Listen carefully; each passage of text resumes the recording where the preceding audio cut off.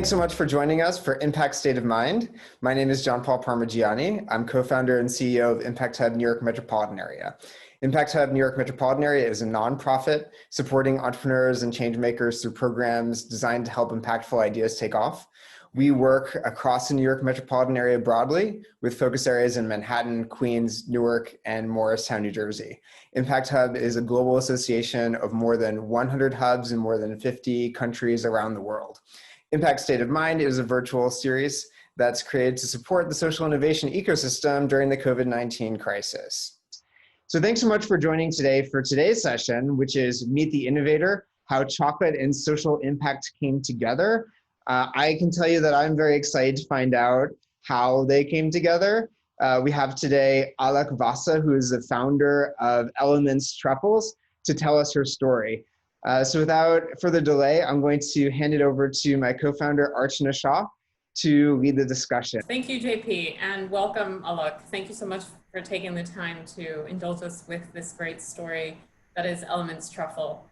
I want to jump right in and ask you to share a little bit about yourself in this Meet the Innovators session, and also would love to hear the journey of Elements Truffles, how it came about, why it came about. Yeah, so thank you both for having me. I'm so excited to have this conversation with you guys. So Elements Truffles, how did it start, right? I used to be a trader on Wall Street, did that for many, many years. And I was good at what I was doing. I loved the problem solving aspect of it. But anytime, outside of work, somebody would come ask me, okay, how was work or what do you do? I would never like to indulge in it, right? It was like, okay, work's done. Now I don't want to talk about work. So somewhere I knew my heart was not connected to what I was doing. I was fine. I was getting paid well. I was comfortable. There were no real issues like that were obvious. But deep down in my heart, it was like, no, I'm meant to do something else. And this voice got even more and more amplified as I grew in my meditation practice. So I learned how to meditate in about 15, 16 years ago, and I started practicing that regularly. And over a period of time, this inner voice kind of started coming up saying, oh, you need to follow your passion. You need to follow your passion. And every time I would kind of suppress it saying, oh, you know what? I'm just bored with my job and I want to try something else. I'm comfortable and I want to challenge, but really there's no such thing as a passion or your inner voice, right? But then it got to a point where I was like, if I don't listen to this voice, I'm going to live a life of regret. And that is something that really pinched me. I did not want to live a life of regret. At that point, it didn't matter the outcome of what I was going to do. It was more, I'm doing this so that I don't have any regrets in my life. And that's when I quit my job in 2015, not really knowing, okay, what I'm going to do next. All I knew was I wanted to do something in food and good food and something sweet, because that's kind of, where my passion is, where my love for food is. So that's kind of how Elements Truffles got started, in the sense that I quit my job, and then for 6 months I was experimenting, playing in the kitchen, having a great time. That's like the best time of the life, because nobody's judging you. I'm in my comfort zone. And then one day my husband, Kushal, was like, I think you have the product. We need to go and sell it at a market.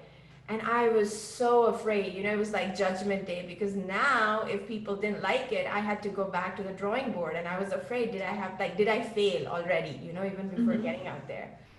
And we went to our first market, and I had created all these different products, they were desserts, but made of different things, and one of them was a chocolate.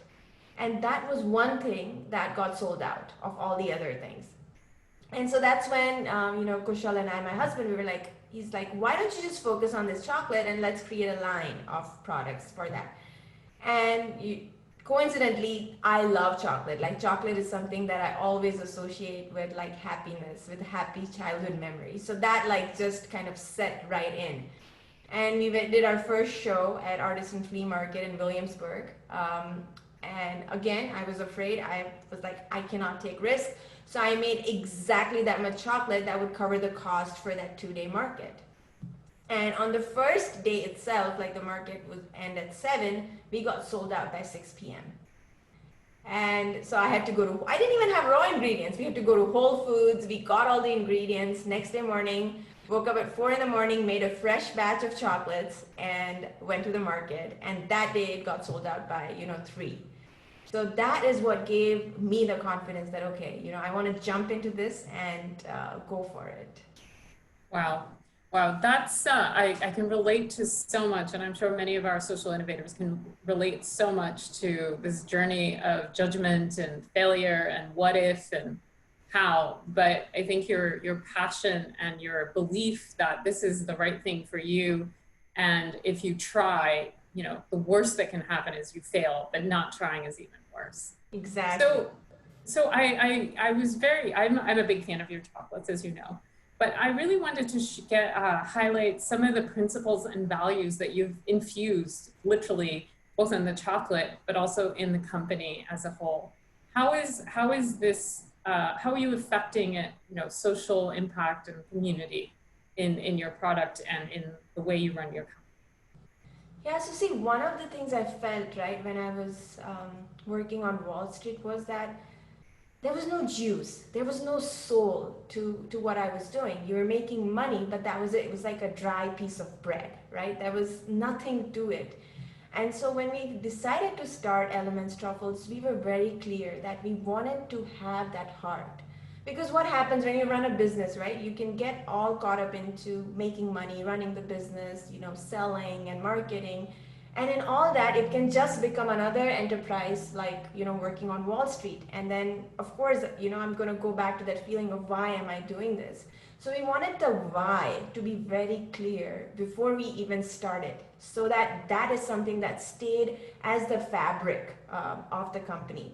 And a few things that mattered to us was one, giving back. Growing up, something that was always incorporated in the culture of the family is that you always give. No matter how much you have, giving is what helps you grow, and what gives you that connect with the people. So that's why we decided that we would donate 25% of our profits for education of children in India, because education, again, was something very close to our hearts.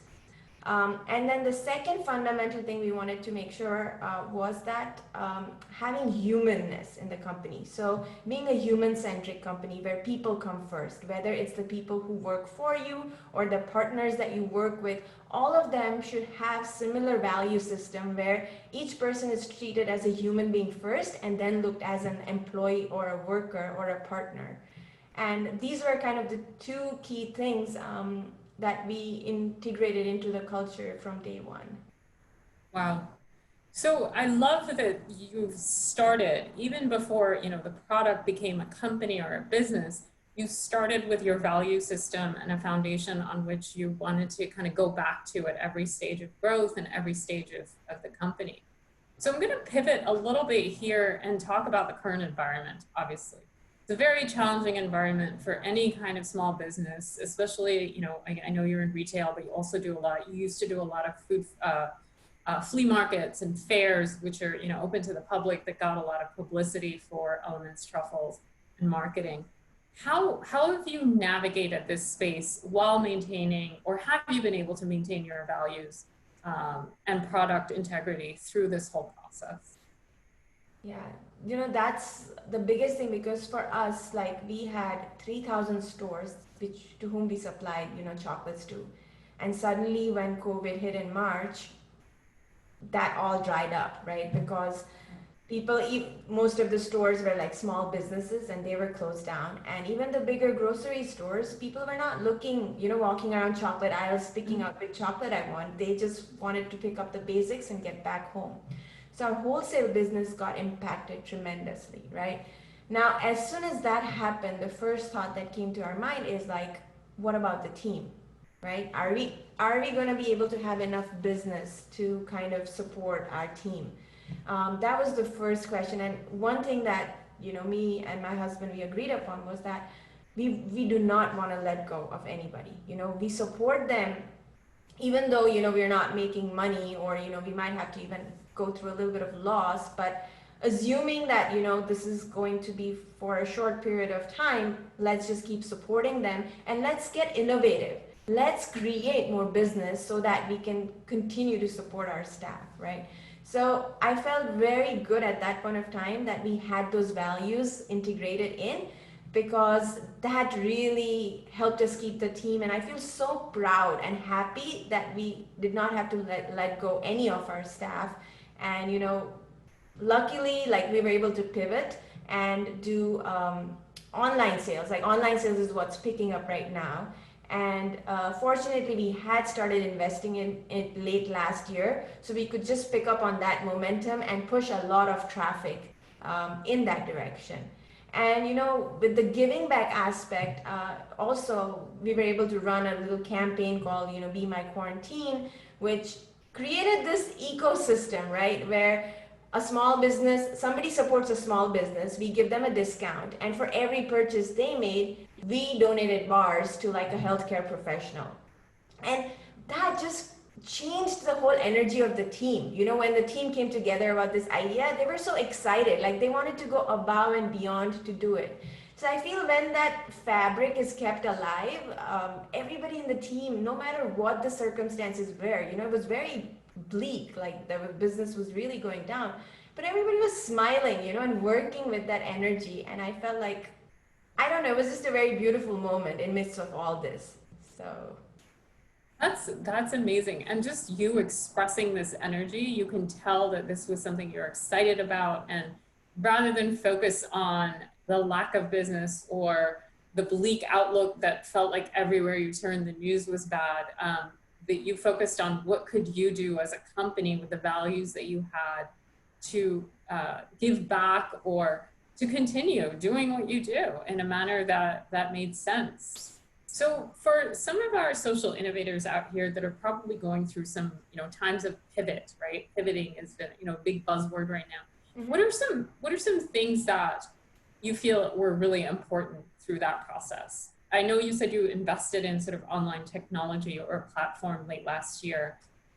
How has that been able to be maintained with the growth in that business? Were you able to maintain it? Did you need a bigger platform, more servicing? Or how have you been able to get the word out, for example, where people don't see you in the stores or in the markets, but how have you been able to navigate that? I think the biggest platform that we have been leveraging is the social media platform, right? So definitely pushing, you know, ads, creating promotions, getting your product out in front of people. Suddenly the attention shifts from, okay, you want more and more people to try the product, and now that people are home, they're actually looking for healthy alternatives. So this was the time for us to shine, in the sense that share the benefits of having a chocolate that has, you know, immunity boosting properties, that's good for you, and you can indulge in it without feeling guilty about it. So that was I would say, you know, one of the key things that we focused on to get out there. And then how to use our products. See, everybody's cooking at home, right? So that's something where I pushed myself, and I went live on Instagram, and we started doing more recipes, showing how they can use our products and make it a fun experience with the family. So I think for anybody out there, you know, this is the time to, one, step out of your comfort zone. You know, personally, I'm such a camera shy person, and I don't like to get out there on Instagram. But I just did it, you know, and I enjoyed it as well. You know, it's become a part of like a learning experience where I'm also growing and I'm connecting with so many people. It feels amazing. So kind of just letting that fear sit somewhere else and just jump into it and experience it. And you'll see like one thing will lead to the other. And one thing I told myself, like during these times, is not to say no to anybody. So any opportunity that comes your way, just jump in, and then we'll figure out how it works. And I've gone through those things like, oh my goodness, why did I even say yes to this? But I think it's somewhere, if it doesn't impact the company, it definitely, you see something changing inside of you and you learn. Absolutely. And here's the thing, there's no sure thing anyway, right? We could be in completely amazing times of the economy. We wouldn't have, if we weren't in a pandemic, there's still no sure thing, right? Yeah. So if this is what it takes to get you out of your comfort zone, so be it. Believe me, I understand camera shy. So I wanted to circle back a little bit. You started mentioning the chocolate, the actual product, which I don't think we've talked about specifically, other than the fact that it's delicious chocolate. Tell us about that. So you're another chocolate brand in a pretty crowded chocolate space. How did you think about that, especially given your values? And I think at some point I heard or read that this is the intersection of meditation and chocolate. Help us understand that. Yeah, so I was sharing how chocolate is something that always brings back happy memories for me. So chocolate is something that's very close to my heart, and every time I say chocolate, like I end up smiling, right? So I think that was one thing that made me happy. And then I felt like my meditation practice, right? That is something that really helped me connect with myself, connect with my roots.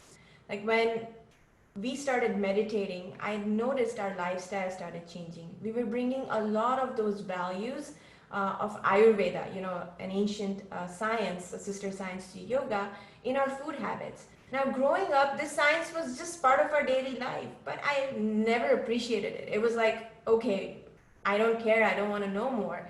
But now, with the meditation and a different mindset, there was a new appreciation for this science, and it felt like what I loved about that science was that it was all about balance. What we do is like when we're not doing something right, we say, okay, I'm going to go on this diet. I'm going to not eat this, or I'm not going to do this. And what happens is that creates that stress on the mind. So you do it for a certain time and then you kind of just give up on it. So those diets cannot be a lifestyle, whereas Ayurveda is something that I saw is really a lifestyle. It's a way of life. You can just live it because you can indulge in everything as long as you're in tune with what's going on in your body and what's going on around you. So that's kind of, the intersection of like chocolate and Ayurveda and meditation that we wanted to bring to the world. We wanted to bring this beautiful science to the world, and we thought, why not do it through chocolate? Because I love it, and I think most people I share this love with also love it, And when they try this chocolate and they're like, oh wow, this tastes so good. And then when you explain them the philosophy of Ayurveda, they're very intrigued. They want to take it back into their life. So it was really to bring in sharing that what brought that spark in my life, in our lives, wanted to bring it to everybody else, and we decided to use chocolate as a medium to do that. Really smart. You can sell anything, selling it through chocolate has got to be a way to do it. That's amazing. And tell us a little bit about the sort of the different ways you think of flavors. I know you're super creative about flavors. Are you always drawing on from Ayurveda when you come up with a combination of flavors? Frankly, when I come up with combination of my flavors, I really just go with my gut feeling, or somewhere growing up there is a flavor profile that has been created, in my nervous system somewhere. And like there, people ask me, how do you come up with this? And there is no science to it. Like someday I'm sitting and I'm like, let me try this, and I'll go try. And then, Kushal is like my tasting buddy. So I would have him try it. And then sometimes he'll go, oh, why don't you integrate this? And that will create like a series of like, thoughts in my head.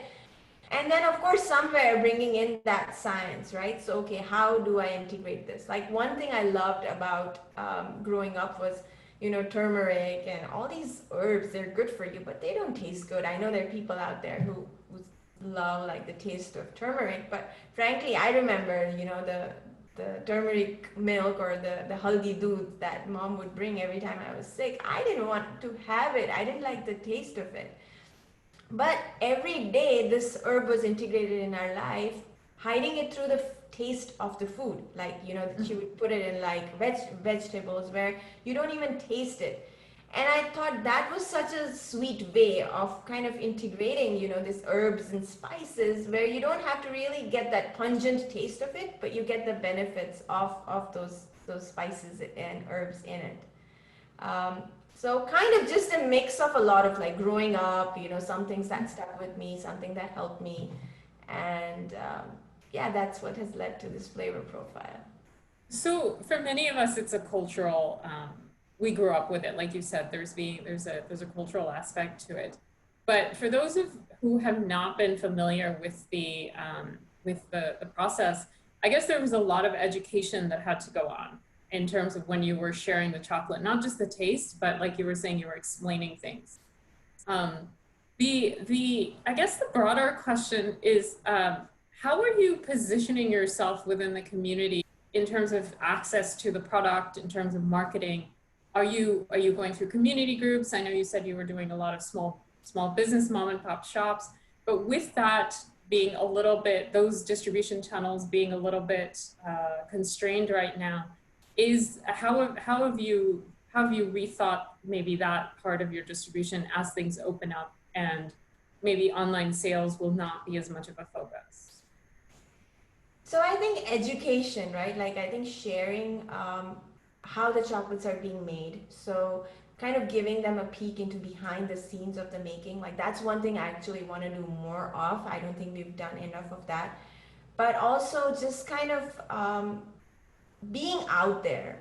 And of course now you can't do active sampling and all of those things, right? So like just recently we had a virtual fair where all the buyers from these different stores, they joined on a Zoom call and we emailed them samples. And then we did a a tasting together over Zoom. And it was quite amazing. I was like, I'm not sure how this is going to work out, but it went really well. So I feel like, the whole world is moving towards a direction. And I think the human mind is just so brilliant that we will come up with ways to kind of, adjust to this new reality and figure out a way to get there and make sure that people are still able to enjoy life. Absolutely, absolutely. It sounds like you've done some really amazing pivoting through navigating this whole era that we're going through, if you want to call it an era. I do have one more question, probably selfishly so. Chocolate, obviously a big hit. As you see the brand growing, are you thinking of more products or more markets, especially now that you've tested and successfully been able to navigate sort of an online virtual platform where maybe selling in California would have been harder 3 months ago? Now the world's your oyster right now. Have you product growth and also more growth in this sort of new regime? Yeah, so glad you asked this question because one thing that when you asked me about pivoting, I forgot to mention is that we are working on a few new products. And what we're working on is called the Elements Basics line, right? So we are launching a plant-based protein powder which has all the Ayurveda herbs in it, because again these herbs are they have so many benefits and that help with digestion, help boosting energy. There's so many aspects to those different spices. So we're gonna launch a protein powder. We're also looking at launching, given people are now going to be at home, and they are going to be doing a lot of stuff at home. We thought of launching like a cinnamon sugar, but the sugar is like coconut sugar. So something they can very easily add to anything that they're making and just use it like a daily pantry, stuff that they can have. And then we're also looking at like immunity boosting things. So like a turmeric black pepper oil. Just kind of moving in the direction of where, this whole new world takes us. Absolutely. Yeah. And I love that you're thinking about ease of use, right? Because like you said, it's a lifestyle situation. It's not a one-off, limited time, but you're really thinking of your product line can be something that I can just integrate into my life if I so please. Yeah. And then, we source such high quality herbs like ashwagandha and turmeric. So even if somebody, or cacao, right? Somebody wants plain cacao.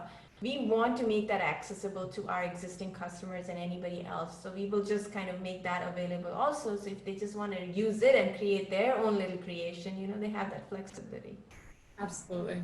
Amazing. Amazing. I'm so intrigued and proud of all the things that Elements has done. I have one last question. A lot of places and a lot of businesses, especially in the food sector, had issues with sourcing their raw materials as we went through this like massive shutdown of all the distribution channels. How has that affected your business and how have you been able to manage through that? I think again here, going back to, I feel like because we invested in good partners, Mhm. that has really helped us because all the people that we work with, we have a relationship with them where it's not just about placing an order, through an email. It's about they know us and we know them, right? So if they are struggling with something, they're openly able to share it with us. At the same time, we're able to kind of, tell them like, this is where we are headed. This is what we need. How can we work together? So I feel it so fortunate for having invested in that and finding the right partners because that actually has not been a huge challenge for us because there's flexibility on both ends, right? And when you have that, I feel like you work together for a solution versus saying, oh, I'm not going to be able to supply you this or this is not going to happen. It's a very different mindset in terms of trying to solve a problem versus saying, I don't care about you, I'm too busy, I have my problems, you deal with your problems and go away.